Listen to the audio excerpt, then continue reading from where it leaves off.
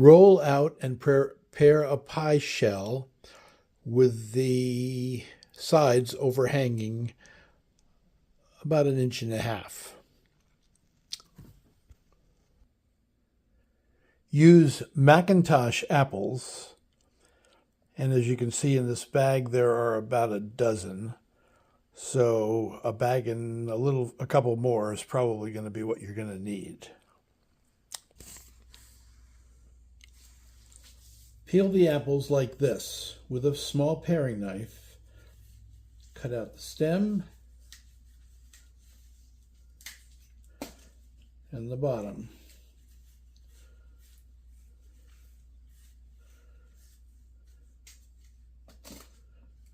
Try to take off as little skin as possible.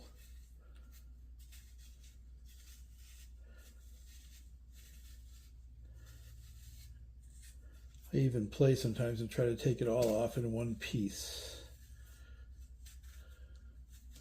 Sometimes it works, sometimes it doesn't.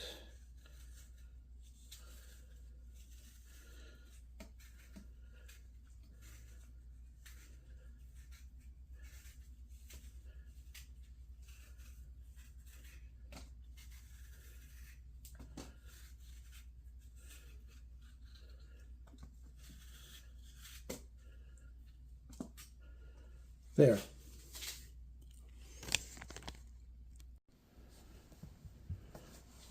Slice the apples like this, bringing the knife toward you and bringing a piece about 1/4 inch wide, thick, and just cut off the corners.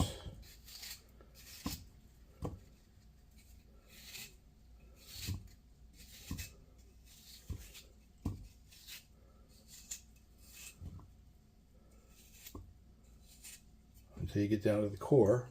You can throw that away. I like to take the bigger pieces and line them up around the edge. Just make sure that there's apple all the way to the edge of the crust. You can ring that all the way around. When the pie shell is about half full of apples, maybe 10 to 11 apples, sprinkle some sugar on top. You'll probably use 1/2 cup in the whole pie, so about half of it now, and half of it after a few more apples have been put in, and a generous sprinkling of cinnamon.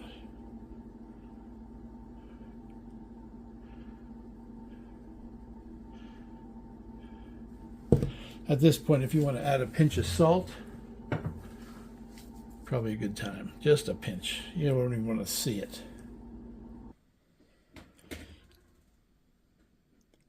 So this is about how full the pie ought to be. Heap it up good and put just a couple of pieces of butter, just randomly, just 4 or 5 pieces on the top before you put the top crust on.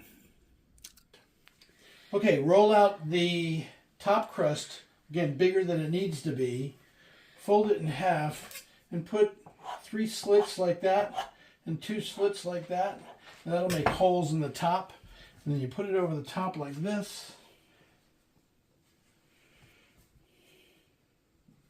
and then you're going to fold these things together maybe with a little water between them. I'll get back to you in a second.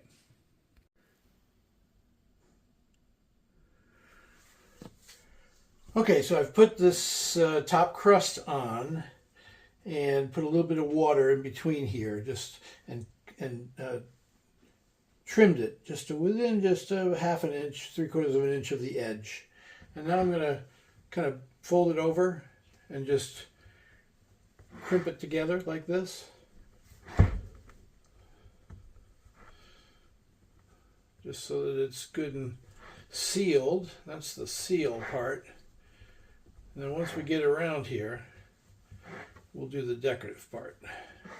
But for right now, you just want to fold it over, fold that bottom crust up over, and seal it up good.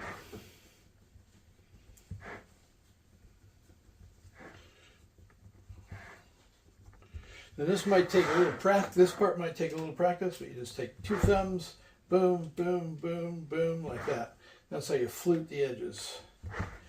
Boom, boom, boom, boom, boom, boom, boom, boom, boom,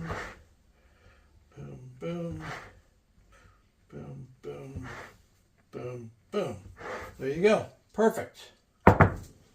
Now we're going to bake that.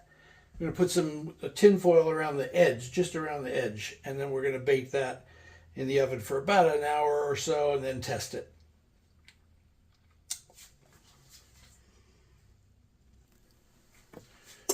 Three strips of aluminum foil, maybe 2.5 inches wide. Just go along like that. Get it all good and tight. And that should take care of preventing the edges of the crust from burning while you get it good and cooked. Okay, 350 degree oven for an hour and then test it.